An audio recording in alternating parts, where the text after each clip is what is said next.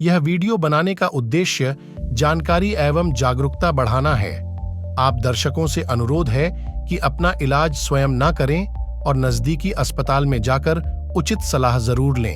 नमस्कार दोस्तों, SGOT, SGPT ये कुछ ऐसे टेस्ट हैं जो आप अपना रूटीन हेल्थ चेकअप कराते हैं और उस दौरान ये रेफरेंस रेंज से बढ़ा हुआ है, आपको काफ़ी तरह की चिंताएं दे जाता है। आपके मन में कई तरह के सवाल उठते हैं। क्या है ये? क्या फंक्शन होते हैं इसके? क्यों बढ़े हुए आ रहे हैं? क्या ये लिवर की सीवियरिटी को दर्शाता है? और इसके क्या उचित उपचार होते हैं? इन्हीं तरह के सवालों का जवाब देने के लिए हमने यह वीडियो आज बनाया है। SGOT, SGPT मेनली लिवर के एंजाइम्स होते हैं, यानी कि लिवर की कोशिकाओं में यह मिलते हैं और इनका अपना कुछ मेटाबॉलिक फंक्शन होता है। हालांकि ये लिवर में ज़्यादा मिलते हैं, लेकिन लिवर के अलावा भी कुछ ऐसे प्रमुख अंग हैं जहां SGOT आपको मिलता है। लिवर के अलावा जो बाकी ऑर्गन्स हैं उसमें mainly cardiac muscles, skeletal muscles, kidney, white blood cells और रेड ब्लड सेल्स यह SGOT के प्रमुख सोर्स हैं, प्रमुख स्रोत होते हैं। SGPT मेनली लिवर में ज़्यादा होता है as compare to other organ. अगर SGOT बढ़ा हुआ है तो ये लिवर आइसोलेटेड SGOT बढ़ा हुआ है, यानी कि सिर्फ SGOT बढ़ा है, लिवर के अलावा भी आपको सोर्स ढूंढना पड़ता है। तो हो सकता है लिवर में कोई डैमेज ना हो करके कोई और अंग में भी डैमेज हुआ हो। लेकिन अगर SGPT बढ़ा हुआ है तो मेनली यह लिवर के अंदर होने वाले परेशानी को ही दर्शाता है। अर्थात SGOT और SGPT में SGPT is a more sensitive and specific marker for hepatocellular damage. Liver के सेल को ज़्यादा स्पेसिफिकली SGPT दर्शाता है। SGOT और SGPT का दूसरा नाम भी होता है। SGOT को AST से भी लेबल किया जाता है, दोनों का मतलब एक ही है। SGPT को ALT से भी डिनोट किया जाता है। SGOT, SGPT का अपना एक लैब रेफरेंस रेंज होता है जो हर लैब का डिफरेंट है। कुछ lab upper limit of normal 40 पे रखते हैं, अर्थात 40 पे रखते हैं। कुछ लैब 40 से ऊपर और 60 के बीच में भी रखते हैं। तो अगर आप इंटरप्रिटेशन कर रहे हैं तो आप लैब रेफरेंस रेंज के अकॉर्डिंग करिए। जिस भी लैब से आपने टेस्ट कराया है उसका रेफरेंस रेंज देखिए और फिर देखिए कि ये एलिवेशन है या नहीं। जो एक इम्पॉर्टेंट बात मैं अगली बार बता रहा हूँ आपको, वह है SGOT और SGPT की मात्रा जो है। SGOT, SGPT लिवर सेल के डैमेज को तो दर्शाता है, लेकिन यह नहीं बताता है कि यह कितना ज़्यादा डैमेज हो चुका है। उदाहरण के तौर पर दो व्यक्ति हैं, दोनों ने अपना मेडिकल चेकअप कराया। एक के अंदर SGOT की मात्रा 500 है और एक के SGOT की मात्रा 250 है। तो हम ऐसा नहीं कह सकते कि जिस पेशेंट की लैब रेंज 500 है वह 250 के मुकाबले 2 गुना ज़्यादा डैमेज हो चुका है। यानी कि SGOT और SGPT का जो लेवल है वो डायरेक्टली प्रोपोर्शनल नहीं होता है लिवर डैमेज। इसका सिर्फ एक ही मतलब निकाला जाए कि लिवर सेल के अंदर डैमेज हुआ है, बस। कुछ ऐसे वायरल इन्फेक्शन होते हैं जहां SGOT और SGPT की मात्रा 1000 से भी ज़्यादा बढ़ता है। किसी को अगर hepatitis A, B, hepatitis E का इन्फेक्शन हुआ है या कोई ड्रग आपने लिया है, कुछ ऐसे ड्रग्स होते हैं जैसे ट्यूबरकुलोसिस के लिए हम जब दवाई स्टार्ट करते हैं, और कुछ और कंडीशंस जैसे इश्केमिक हेपेटाइटिस, हार्ट के पेशेंट्स के अंदर जब लिवर का डैमेज होता है तो इनके अंदर SGOT और SGPT की मात्रा हजारों में होती है। इनका अगर आप लैब रेंज कराएंगे तो SGOT, SGPT मोर देन 1000 मिलता है। लेकिन यह एटियोलॉजिकल फैक्टर को ठीक करने के साथ अगर इनका कारण ठीक हो जाता है तो इनके अंदर रैपिड रिकवरी भी होती है। इनका मेन जो डैमेज है वो SGOT, SGPT के लेवल से डिसाइड नहीं होता। अब बात करेंगे हम इवैल्यूएशन कैसे कराया जाए, यानी कि जब पेशेंट हमारे पास raise level of SGOT, SGPT के साथ आता है तो हमें क्या अप्रोच बनाना चाहिए।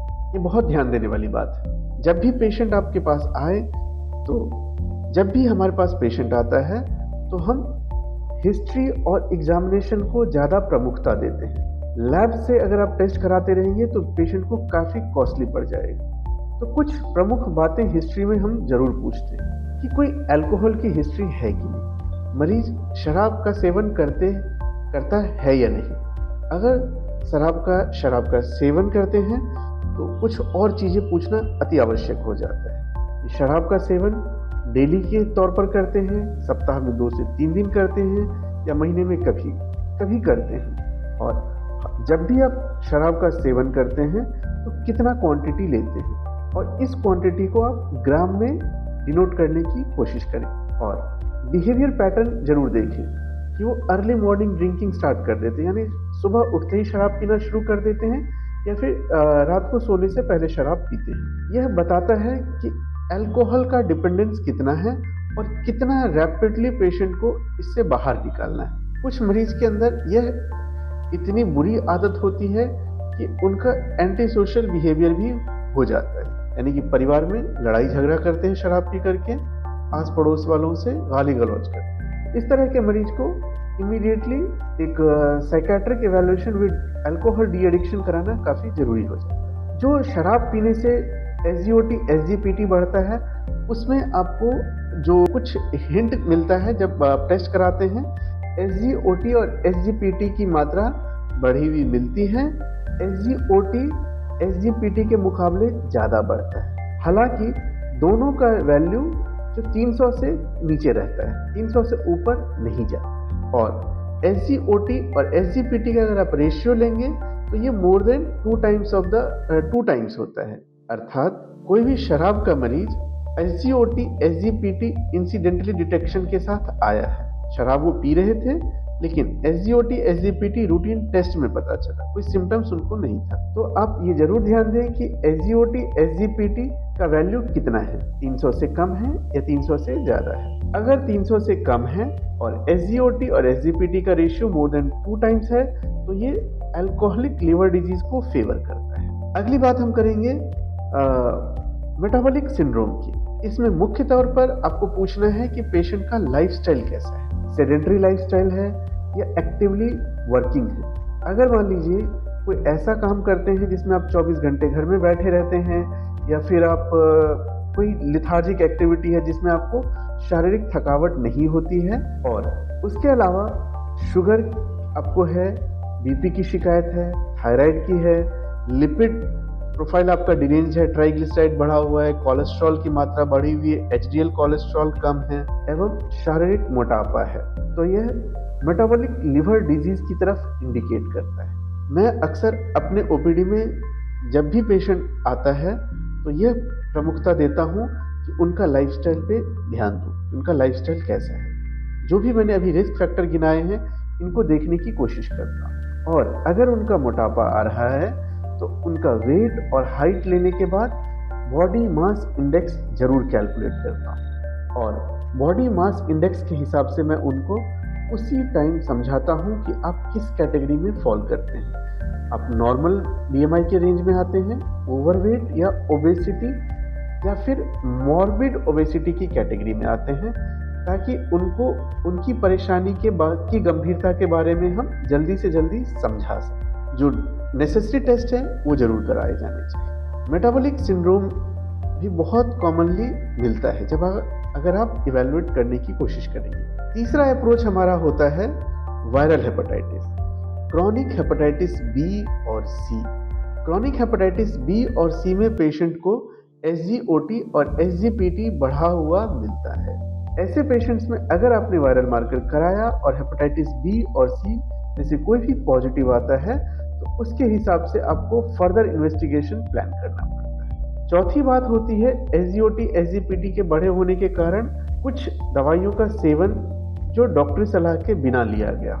अक्सर हम कुछ ऐसे पेशेंट्स देखते हैं जो सेल्फ प्रिस्क्राइब्ड हर्बल मेडिसिन लेते रहते हैं, या फिर ऐसी भी दवाइयाँ होती हैं जो एलोपैथिक प्रैक्टिशनर उनको एडवाइस करते हैं, लेकिन वो पेशेंट प्रॉपर फॉलोअप नहीं कराते हैं अपने रिस्पेक्टिव डॉक्टर्स को, तो भी मरीज को SGOT SGPT बढ़ा हुआ मिलता है। इस कैटेगरी को हम लोग ड्रग इंड्यूस्ड लिवर इंजरी यानी कि DILI, drug induced liver injury की कैटेगरी में रखते हैं। अभी तक आपने देखा, मैंने आपको 4 प्रमुख कारण बताए हैं। सबसे पहले मैंने आपको बताया शराब के सेवन से होने वाला SGOT, SGPT का डिजीज।